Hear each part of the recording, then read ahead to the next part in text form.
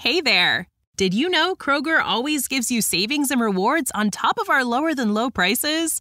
And when you download the Kroger app, you'll enjoy over $500 in savings every week with digital coupons. And don't forget fuel points to help you save up to $1 per gallon at the pump. Want to save even more? With a Boost membership, you'll get double fuel points and free delivery. So shop and save big at Kroger today. Kroger, fresh for everyone. Savings may vary by state. Restrictions apply. See site for details. Thanks for choosing this free Anfield Index podcast. If you'd prefer to listen to this or any of our other shows without adverts, then now's the time to check out Anfield Index Pro. With AI Pro, you can supercharge your entire listening experience. You'll not only get all of our podcasts without the ads, but you'll have them far faster with our Quick Publish feature available exclusively for subscribers. AI Pro also puts you in the heart of our sound studio, with an option to listen to many of our shows live and interact with the podcasters in real time as the shows are recording. Upgrading couldn't be easier. AI Pro is available on all popular podcast platforms, and we have our own apps for Apple and Android. Just head on over to AnfieldIndexPro.com and get started today. Hello everyone, and welcome back to Rival Recon here on Anfield Index Pro.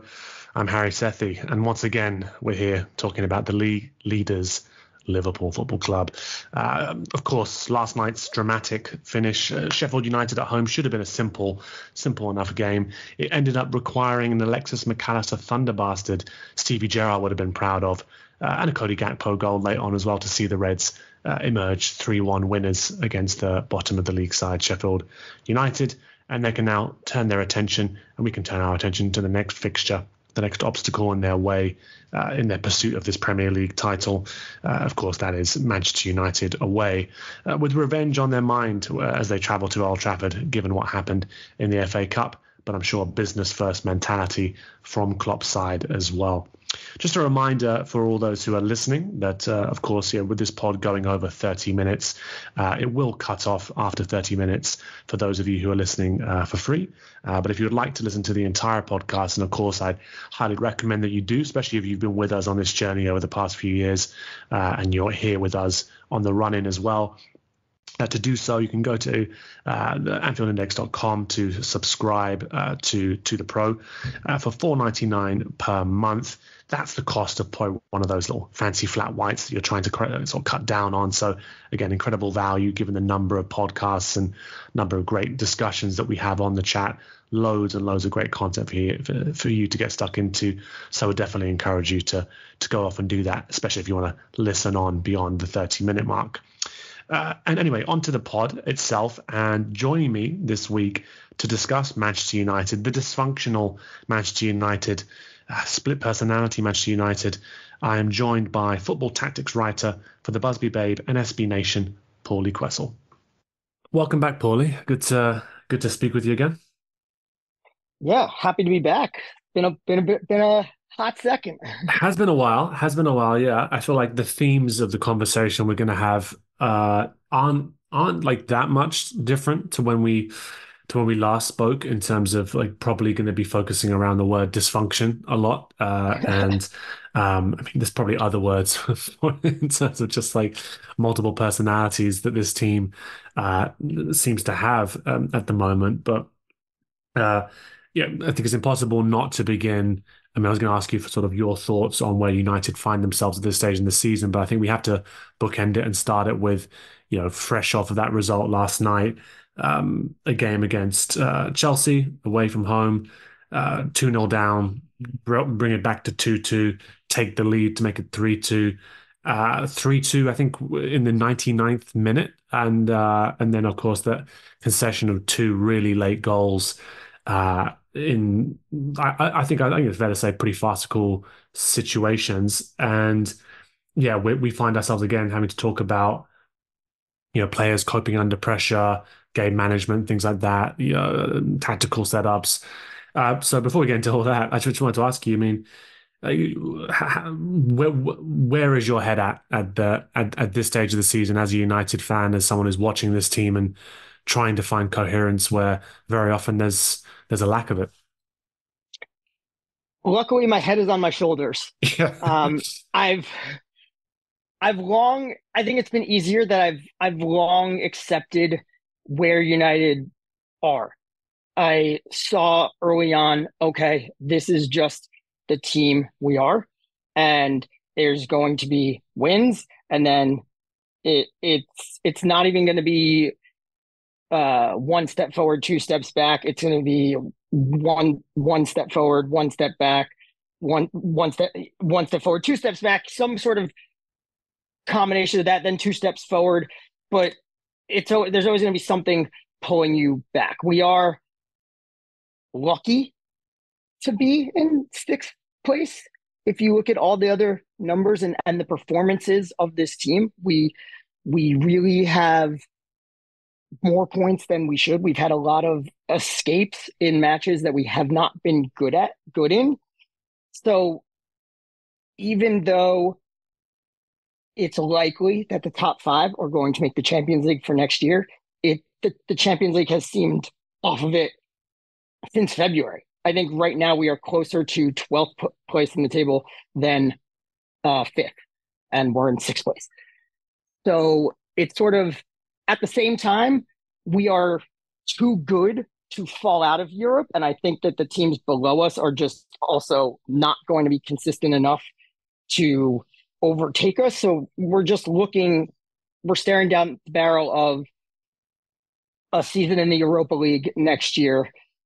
Maybe we fall into the Conference League, which would be embarrassing, but also we like to sing that we've won the lot. And now that the Conference League exists, we haven't won the lot. So go out and win the Conference League, and then we can sing that again.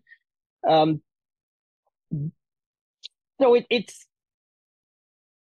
it's been easier to take some of these losses because when you have that macro level of the team and you understand it's unlikely to go on this run, you understand where the root of the problems are coming from and how it's not being solved, you kind of see these things happening. Yeah, I think that's where I want to hit at, right? Because of what you're talking about there is, you're able to cope with this more easily because you've reset your expectations to where you think this team is, where you think this team's ceiling is, and the limitations of this team. But let's take an approach where I'm just feigning ignorance. I mean, I've had all these conversations with United fans and journalists. It feels like for a number of years now, and the problems always seem to boil down to a lack of coherent planning, disruption off the pitch, for example, quality individuals, but a lack of a team ethos, leadership issues at times in terms of moments where you need those players to really stand up and bring others along with them. Off the pitch stuff that's often not been in the players' control, the coach's control.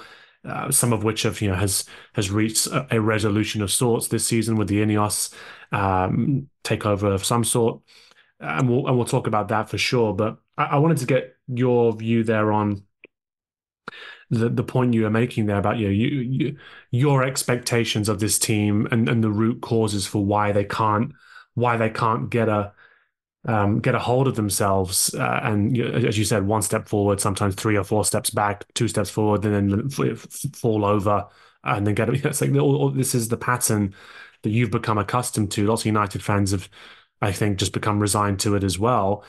What do you point that down to? Because I mean, I spoke to, I think it was Carl Anker came on the first pod this season ahead of the previous fixture, and we spoke about the disruption off the pitch prior to the season, and maybe a lack of coherent planning in the end in terms of the recruitment. But I want to get your thoughts. I mean, why are your expectations where they are with this team? What are the fundamental flaws? Yeah, so I would start with,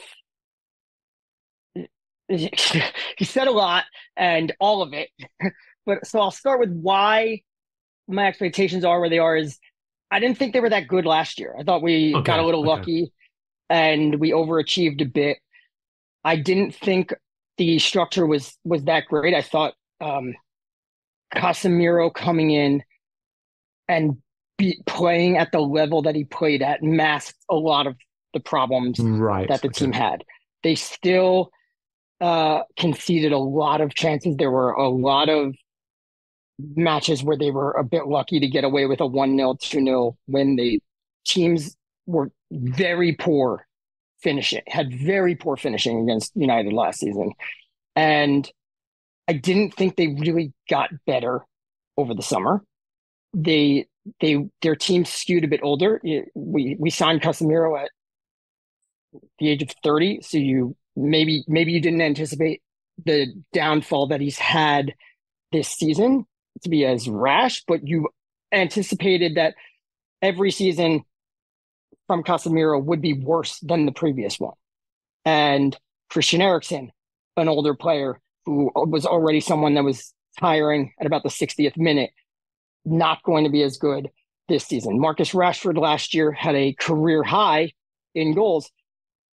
Was he going to do that again? Because this wasn't someone that was consistently scoring 26, 27, 28 goals, and now he hit 30, and you could build on that. This was someone that he goes up and down, and the situations favored him last season, and they weren't going to favor him this season. We brought in a different type of striker in Rasmus Højlund than Anthony Martial is, and that's the type of striker that Rashford has struggled playing next to, because it's just a whole different dynamic of what you're trying to do with the ball. So I didn't think we got much better. So I thought we needed to improve just to tread water. I thought Liverpool would bounce back and be better. I did not think Liverpool would be as good as they are, but I said at the beginning of the season I would put them in the top 4, and I would write that in pen. So they've fallen off there. I don't know how big the off the field issues are with the ownership and everything. Obviously at the club level, that's massive. How does that affect a player game in, game out? I don't know. These guys are professionals. They should be able to, you don't reach this level of competition. You don't become so good at something that you're playing for a Manchester United or Liverpool without having such a narrow-minded focus on things and being able to just lock in and zone in. Sure. So they should be able to, that shouldn't affect them out there game after game. Now, there is a mismatch of talent and players and styles all over the place. What are you trying to do? If you're trying, Casemiro is just this bulldozer kind of thing who's just going to try to win the ball back and play it quickly. And that works for Bruno Fernandes, and that works for Marcus Rashford. Does that work for Rasmus Højlund? It certainly does not work for Antony. So right there, your front three, different styles compared to what's going on behind them. And you have a bunch of different players signed by different managers, but also you have academy players like Rashford, like Alejandro Garnacho, who just came up through the academy, who are now fixtures in the team, and do their styles match and mesh together. And I don't think Erik Ten Hag has ever quite figured out how to make that work, but also he's also brought his ideas and styles, and the word he likes to use is principles, to the team, and he has implemented them, and they do not work in England. Yeah, that much is very clear. I think that this is what I wanted to touch on to an extent, because I've heard Ten Hag, I think at times talk about the capacity of the team to play in a certain way, and that requiring certain players. And I think like everybody this season, I think Liverpool have been heavily impacted by injuries as well. Lots of teams have. There have been key absences for United. I think that's fair to say. Even with the players that you were talking about, who maybe their performance level last season actually masked the underlying issues. There have been absences, right? And having said that, at this stage, like, I look at the players and I completely take your point when the likes of Rashford or Garnacho, Kobbie Mainoo, for example, players who emerge from the academy who may or may not fit the principles that a manager's looking to implement. So, that does throw a bit of a spanner in the works. But again, it's a wonderful thing to produce talent from the academy. It's very difficult to then bomb those players out when they do well, right? It's a thing you have to adjust to. But having said that, a lot of these players, I mean, from my perspective anyway, have been brought to the club by the manager, and like there hasn't been somebody interfering, as far as I'm aware. Anyway, you can correct me on that. Rasmus Højlund was pursued by Manchester United and pursued by Erik Ten Hag because that was the striker that they wanted to sign, whether it was first choice or not. Mason Mount was pursued and signed as a priority signing. Andre Onana pursued and signed for big money. Amrabat seems more opportunistic. Of course, it's only a loan as well. I'm not going to mention Johnny Evans, because I think he was probably brought in on a coaching role, and the fact that he's played he's had to play so much is again a symptom of the issues at United. But there's players there that I've named who, as far as I'm concerned anyway, all of those players were brought in as part of a plan, right? And there's other players in that squad as well. You mentioned Anthony signed for big money. Eriksson was signed intentionally. Other players like that. I find myself questioning when the manager says that the team is not able to play in a certain way because maybe he doesn't have the players for it. Like, do you think you and United fans still buy that as a justification, given he's been at the club a while now? But I heard what you mentioned there as well, that you were unconvinced that beyond the players that the style just might not work in England. Are you that person who has everything? The coolest merch and those must-have fan threads? Well, over at our Anfield Index shop, we've gone that extra mile when it comes to pimping up your Liverpool collection. From our popular range of bespoke design t-shirts, sweaters, hoodies and hats, to our signature edition mugs, prints and coasters, all provided with fast worldwide shipping. We have something for every red. We also stock official LFC merchandise and are licensed with the Premier League and UEFA to sell official iron-on shirt badges and sleeve patches. As a listener to this podcast, you can get 10% off everything with coupon code AIPRO10. Just head over to AnfieldIndex.shop or find us on Etsy by searching for Anfield Index. So I'm asking you multiple questions. I keep doing this. I keep asking you multiple questions. There are still fans who believe him and will harp on the injuries and say and give that excuse. I don't believe them. I don't think the injuries are as impactful as everyone is making them out. Who's been out? It's been defender, right? Centre back. I forget his name. Lisandro Martinez, yes. Luke Shaw. So I will say this, that when you look at the injury list, a lot of times it extends to the backups. Tyrell Malacia, the backup left back, has been out all season long. Victor Lindelof has had a bunch of injuries. Amrabat has been hurt at times. Eriksson has been hurt. Amad Diallo has had a bunch of injuries. Amad Diallo almost never plays. Omari Forson, the latest academy kid, he is out injured and he's counted in the injury list. That's not exactly a crucial player. When it comes to, I think Luke Shaw has been a big miss. When it comes to left back, statistically speaking, there really hasn't been a big difference between Tyrell Malacia, Diogo Dalot, Victor Lindelof, Sofiane Amrabat, Sergio Reguilon playing at left back. It's basically, is it Luke Shaw or is it not Luke Shaw? And anybody else, it's all pretty much the same. So when you have 4 injuries deep at left back, it really hasn't been a big deal. There hasn't been a difference in your left back performance other than when Luke Shaw is in there. Lisandro Martinez, very good player. United also, in the last 2 years, have won more often when he's not playing than when he has. He adds elements to the team, but that hasn't translated to the performance yet. To how good the team is. I don't think his injury is as big of an issue as it's being made out to be. But at the same time, you have to look at it. This team had injuries last season, and Marcus Rashford scored 17 goals in the Premier League last year. 8 of them came when he was playing on his preferred left wing position. 8 of them came when he was playing striker. He played a lot of striker last season because We had Cristiano Ronaldo, and then he left. Anthony Martial got hurt. Wout Weghorst was Wout Weghorst. Half of his goals came from the striker position. Now, when he plays as a striker, he looks completely lost, and he's totally ineffectual. Why? So it's not just, oh, we had injuries, because it worked last season. What was different? And hello there.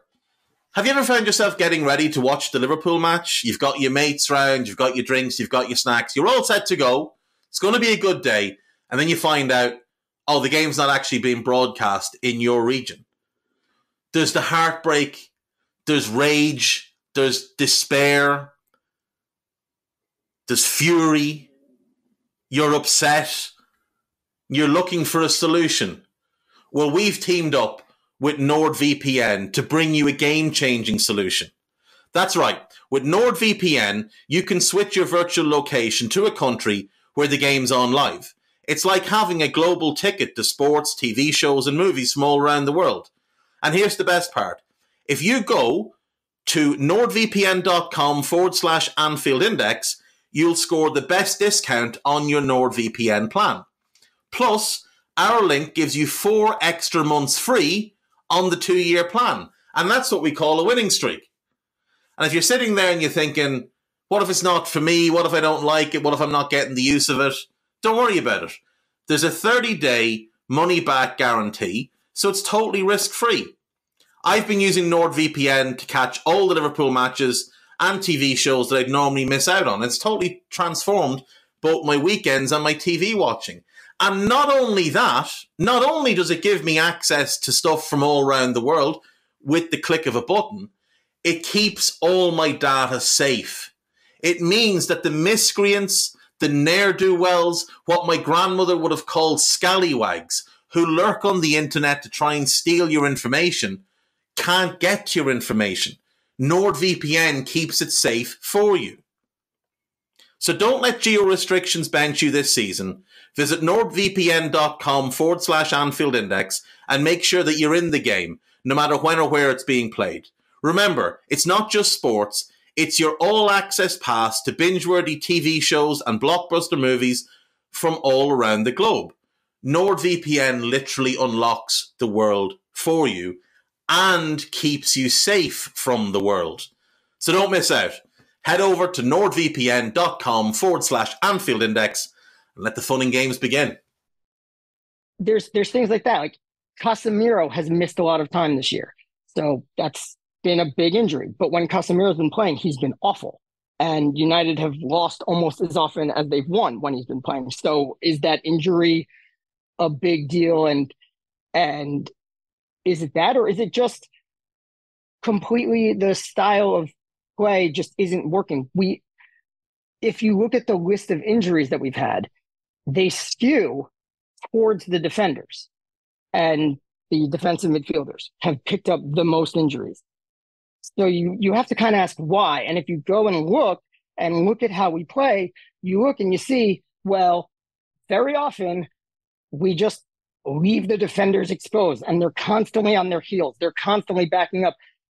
United ask their defenders to do more than most teams ask. They have to do so much. They have to do so much running. The games are so back and forth. The fullbacks, it's genuinely a mystery how Diogo Dalot hasn't gotten hurt, because that dude is on the front line, is on the first line of the attack, and then has to come bombing back because we give up so many counterattacks, and he has to get back into position. All he does is run up and down the pitch. That's probably how Luke Shaw keeps re-aggravating his hamstring injuries, because he keeps coming back, and all he has to do is run up and down the pitch. We ask the defenders to do so much. That's probably contributing to the injuries. We also leave them exposed, and that's not working.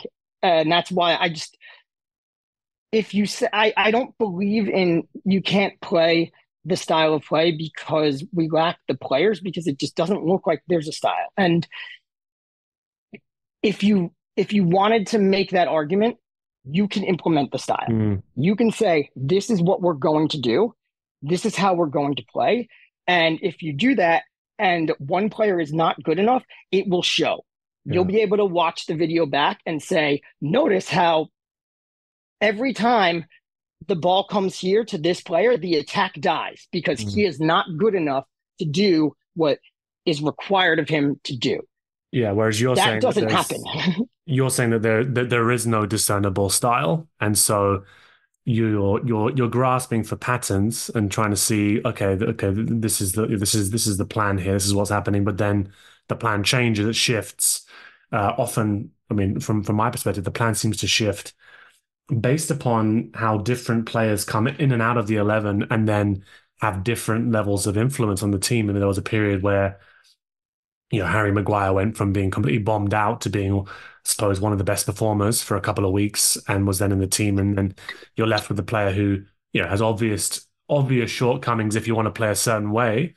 And then, then there's someone like Garnacho who comes into the team and you go, okay, you're going to play a certain way here to accommodate him and get the best out of him, but maybe harm other players. And then Kobbie Mainoo comes in and he's great and has all these attributes that we should try and play to and maximize. But does that work for the other players we've got? So it keeps feeling to me as though it's very reactive, and there is a lack of coherence here. And I do agree with you, Paul, in terms of like I don't see Ten Hag trying to play Ten Hag football. Like I don't see him trying to do that, and just coming up short because it doesn't quite work. And I see aspects of it in games, and then go, oh, that's not great because that's very incomplete, or maybe that doesn't work in this league or whatever. But I feel that there's very little to hold on to. Do you think is that what you're getting at? Sorry. Yeah, there are certainly aspects of it. There's the man marking on defense, which he claims they don't do, but it's very obvious that they do it, which requires everybody to win their 1v1 battle, but also it doesn't really allow players to help each other. And it makes it hard to defend as a team, which maybe if you had the best 4 defenders in your back 4, it's going to work very well. But if someone gets it, that opens the door for if someone gets injured, everything falls apart. And it's the Premier League. Players are going to get injured. Beyond that, you're Manchester United. You should be playing 50 some odd games a season. You can't use the same players in all those matches. So it seems naive to try and do that in England. The system worked at Ajax, where you have the most resources and the best players in the league, and the league itself is on the weaker side. Your dominance can show, but now you're coming to a team where the worst team in the division probably plays higher wages than Ajax, and they can attract better players. Ajax get all their players, they have to get all their players from their own academy or 18, 19-year-old players and develop them and hope they turn into something. It just seems like he's been, and you're completely right about how he's redesigned the team on a whim, basically. When players were struggling, Scott McTominay started scoring goals. So he built the team around Scott McTominay. Scott McTominay was the focal point of our attack. Scott McTominay is not good enough to do that. And when it worked, they would win, but it didn't work every game because he's just not good enough. But it comes at the expense of other players. Now, instead of trying to get Rashford into space, you're telling Rashford, stay wide on the touchline, and then we're going to have you in the fullback, and we're going to have an overload, and eventually McTominay is going to be making a run into the box, and we're going to try to find him. And Rashford's not going to be successful doing that, and Garnacho's not going to be successful doing that. You're taking away the strengths of every player to play to a weaker player's strengths is going to hurt the team. And he seems to have been doing that all season long. Like you mentioned, Kobbie Mainoo. Kobbie Mainoo comes into the team.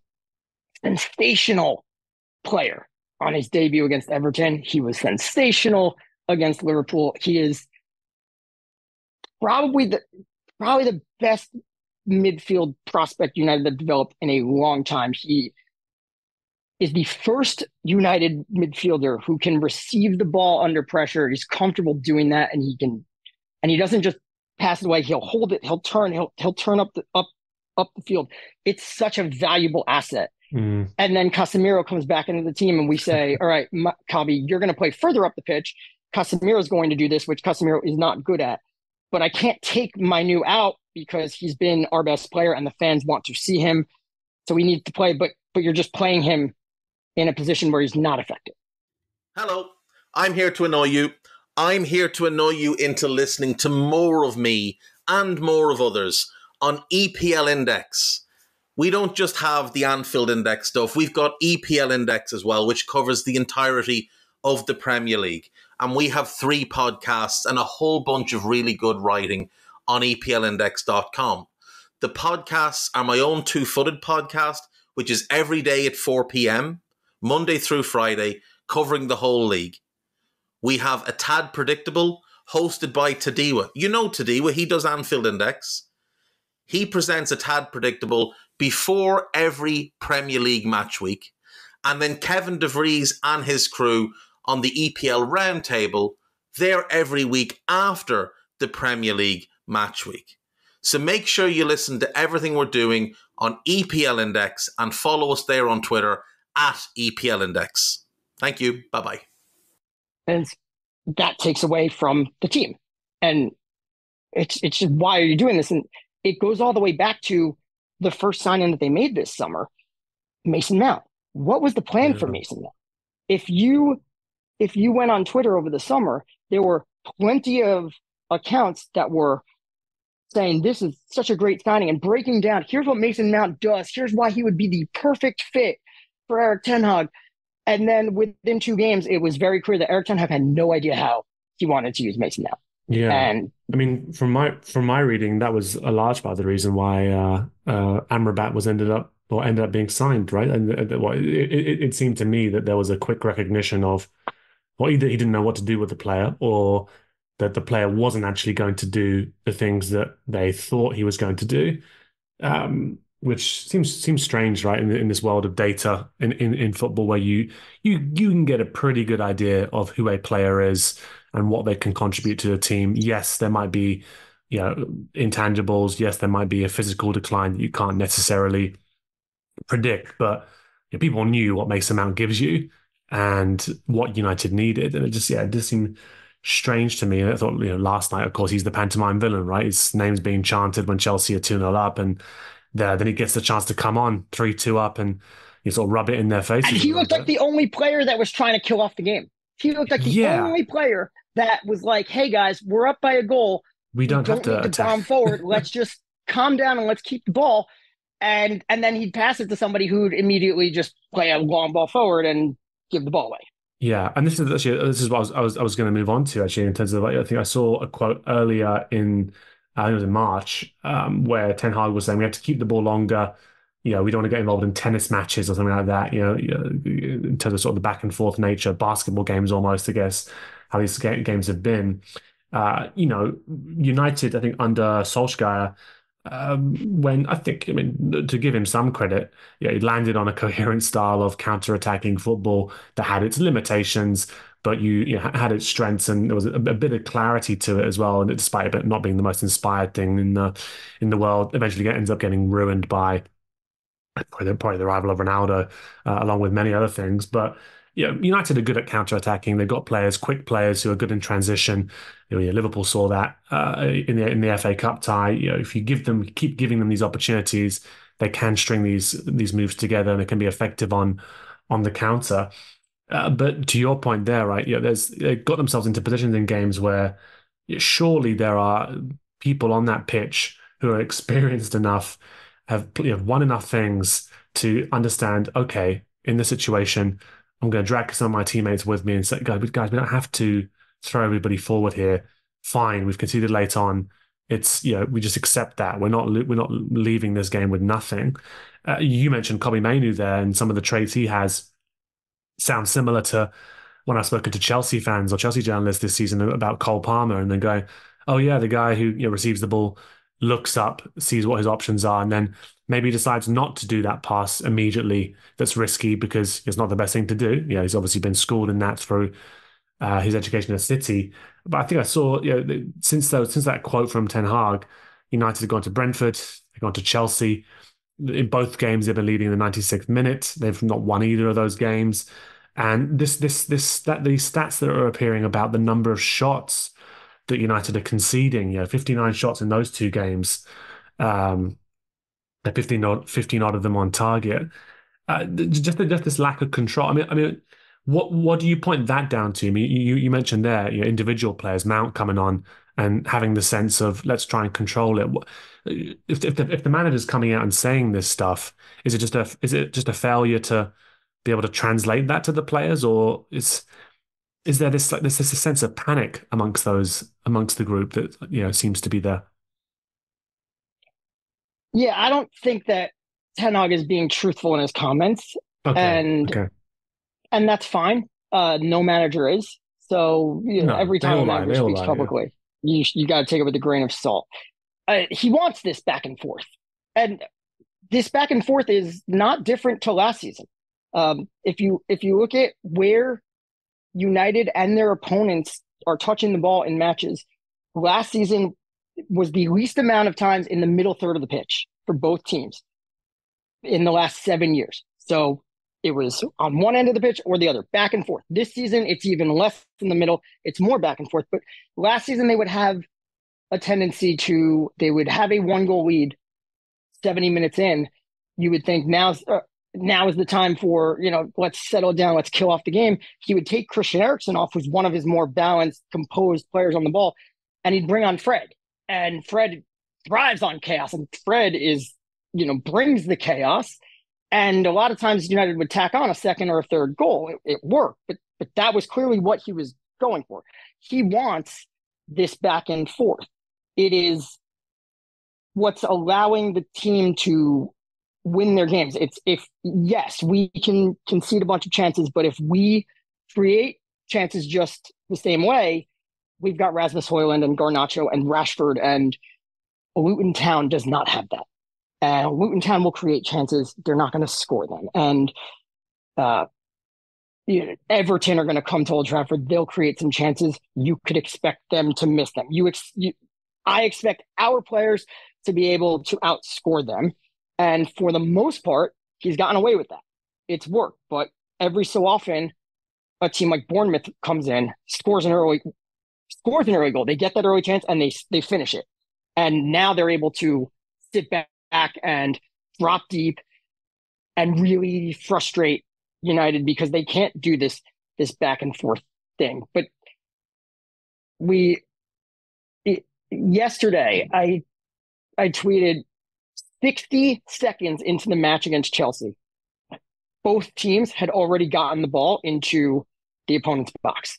That's how back and forth and open it was. 60 seconds in, both teams had already done it. And I said, can't imagine how this might come back to hurt you later. And by the 75th, 80th minute, United were gassed. They couldn't move. They were physically just exhausted. Yeah, just doing shuttle runs constantly. Even in the 93rd minute, you could see Chelsea were exhausted. And I was sitting there being like, Chelsea can't move either.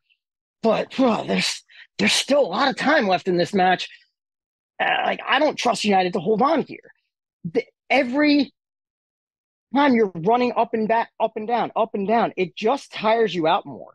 And physical fatigue brings on mental fatigue. You get that counterattack in the 79th minute, but you're tired. And thus the defender comes over to you. You don't have that burst of pace now to get by him. So you try to pass it, and you play a ball that maybe you shouldn't do, or you underhit that ball, or you mishit it. The amount you try to take a shot from a little bit further out, but you don't have as much power in your legs. You go back to the Liverpool match. If you look at Ahmad's goal, Garnacho made a terrible pass to him. He should have passed it earlier. He waited too long, and he put it almost behind Ahmad. Ahmad had to check his run and let it get beyond him because he's tired, and you keep tiring yourself out. Against Brentford, they score that goal, and then right off the ensuing kickoff, everybody drops deep, and Brentford play a long ball, and United win the initial header, but everybody is so deep that it just goes beyond them. So Brentford get it back, and then Brentford play a cross, and United head that cross away. But again, everybody is at the edge of the box. So when they headed away, it goes beyond everybody. Like there was no second line up there to help get that ball out. It just went beyond everybody. And that speaks to, you've mentioned it already, the leadership. Where is it? And it's weird. One of the big areas, this talking points was in that Wolves match where they conceded that late equalizer against Wolves, and then Pauly Kwestel scored the winner a minute later. That equalizer came off of a corner kick where United had 5 or 6 men in the box. And if you look at who was on the pitch, Raphael Varane was on the pitch. He was in the box. Raphael Varane has won the Champions League how many times? He's a World Cup winner. He's played in a second World Cup final. This guy knows what's going on. Harry Maguire was in the box. Harry Maguire has been a fixture in the England team, in a pretty successful England team. He's been the captain of United. Johnny Evans was in the box. Johnny Evans has been a Premier League defender for well over a decade. I believe Bruno Fernandes, your captain, is out there. How are none of these guys being like, hey, maybe we shouldn't have this many players in the box? We've got a 1-goal lead with 2 minutes left. This wasn't Willy Kwambala and Pauly Kwestel, who I believe, and Omari Forson. Those guys were on the pitch too, but it wasn't like you were lacking experience there. I think there was that photo last night I've seen from the game just before Palmer's. They're all pointing at Cole Palmer. They're all pointing at him. And you're like, it's like yeah, we can all do that. Like someone has to go and take responsibility, or someone has to order someone to go and take responsibility. I mean, you learn that at a very basic level. I struggle to understand where that collective lack of leadership comes in. And as you say, and that was something that was coming all game. Lee Dixon, who does the commentary in the United States, he had been talking about it all game on their set piece defending. He kept saying, look, United are pointing. Nobody's doing it. Someone has to, at some point, either say, you go and mark this guy, or I'm going to take this on myself, responsibility myself, and going to do it. He says someone needs to step up, and this hasn't been happening all game. That eventually it's punished. Going to cost you. Yeah, I don't understand that personally. I don't understand where that lack of responsibility comes from. I think it's you've multiple leaders on that pitch. Just remarkable. And so I guess being off that, I was going to briefly talk about the signings and your view on how they've gone. Really, I mean, Højlund, Mount, Onana, Amrabat less so, to be honest, but mainly Onana, Mount, and Højlund. I think Onana's gone on a roller coaster journey from sort of howlers in the Champions League through to winning, Player of the Month awards. I think he won the most recent Player of the Month award for. Yes, that was named this morning. Yeah, for United. Mason Mount, I think it's not worked this season. He's obviously had injuries as well, and very hard to judge him on this campaign, to be honest, in terms of just how many appearances he's made. In my opinion, Højlund seems to have forced himself into being a useful cog in the team, and because of his talent and his work rate. But yeah, it'd be great to get your opinion on those three, I suppose, as the big core signings, but then also I guess your view on how this changes. How does this change, and does it change with Ten Hag at the helm? So yeah, the signings first, and then that. Yeah, so Mount was always interesting because there was always the question of where does he fit, and Ten Hag's used him as sort of a pivot midfielder or more of a free eight. He tried that one game with Bruno and Mount as free eights in a 4-3-3. That did not work. He's used him in more of a pivot, and it's that's not what Mason Mount is. I think Mason Mount needs to play on the wing, so that you have two creative players further up the pitch, and more of a wide attacker, the way he did at times for Chelsea, the way that Ole Gunnar Solskjaer sometimes used Paul Pogba on the left wing, or the way that Juan Mata was used on the right wing. Someone in that mold.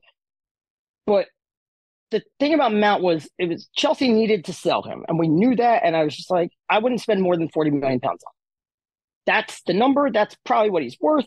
And don't go above them because you have the power here. They need to sell. And somehow they ended up going way above that. But what Mason Mount brought to the table was he is this attacking player and he's good. I think he might be a little underrated in how good of an attacker he is, simply because I think people dismiss him too much. He's not the best, but I think people are very dismissive of him, and he's a useful player there.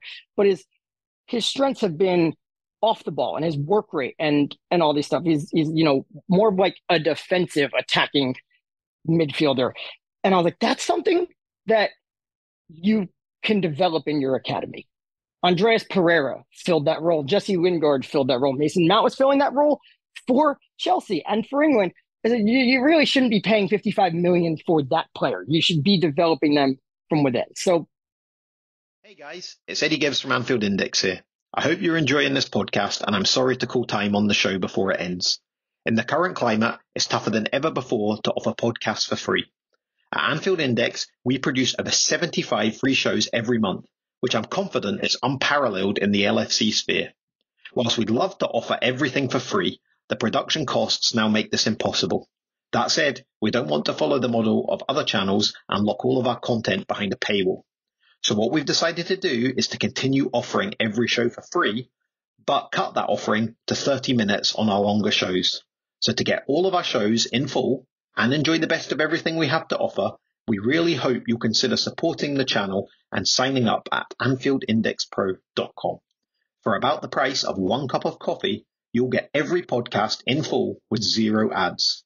You'll also get access to our LFC VIP community, where you can enjoy live podcasts, engage with our podcasters, and chat with other Reds in real time. So that website again, AnfieldIndexPro.com. Join today. Sports Social Podcast Network.